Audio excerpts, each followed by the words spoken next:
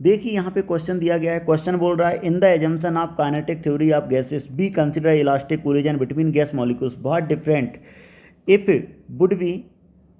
Would be there our kinetic theory model if collision are assume in elastic. देखिए जब मैं kinetic theory में basic assumption पढ़ता हूँ तो मैं क्या बोलता हूँ कि कोलिजन के मॉलिक्यूल्स के बीच में जो कोलिजन हो रहा है वो क्या हो रहा है, इलास्टिक कोलिजन हो रहा है।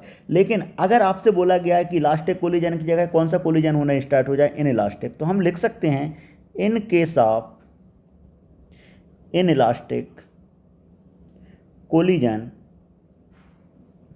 The total kinetic energy of gas molecules decreases. कैसे डिक्रीजेस होगी वो भी मैं बता देता हूँ आपको। देखिए बेटा, इन इलास्टिक कोलिजन में क्या होता है, मान के चलो एक पार्टिकल जा रहा है जिसका मास सेम है, दूसरा पार्टिकल है। अब इन इलास्टिक में ये दोनों आपस में चिपक के किसी वेलोसिटी के साथ चलेंगे। सपोज इनका जो वेलोसिटी, अब दोनों साथ में चलेंगे का इसका वेलोसिटी क्या हो जाएगा, कम हो जाएगा। अब वेलोसिटी कम हो जाएगा तो यहाँ से काइनेटिक एनर्जी क्या हो जाएगा, डिक्रीज हो जाएगा। क्लियर? क्यों? क्योंकि यहाँ पे मॉलिकुलर स्पीड क्या हो गया, कम हो गया। तो अपन लिख सकते हैं as a result gas molecules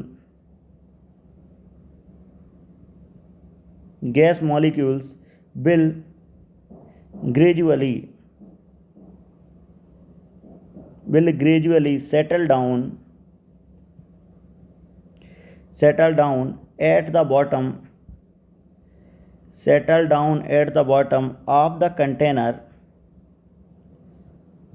container thereby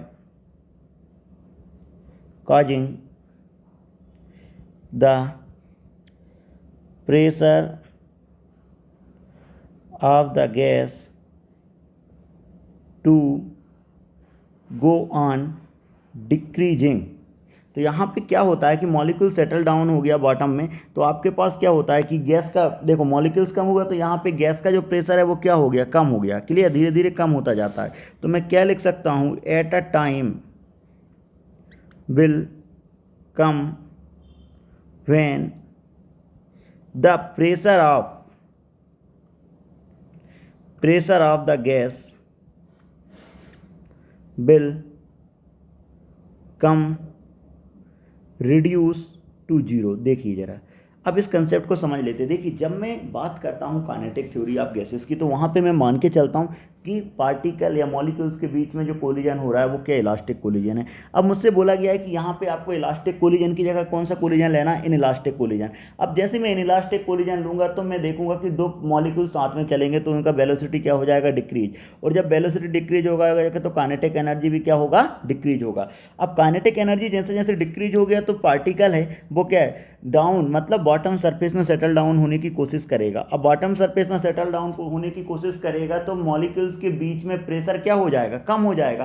क्योंकि कोलिजन के कारण ही तो आपके पास क्या आता है, प्रेशर आता है, ये हम जानते हैं। और जैसे ही परफेक्टली इलास्टिक कोलिजन हुआ तो आपके पास कोलिजन तो कम हुआ, क्योंकि मॉलिक्यूल्स की नंबर क्या होता जाएगा, कम होता जाएगा। क्योंकि दो मॉलिक्यूल्स एक साथ मोशन करना स्टार्ट करेंगे और एक ऐसा टाइम आएगा जब जाके नेट प्रेशर कितना हो जाएगा, जीरो हो जाएगा। Hope you understand the solution.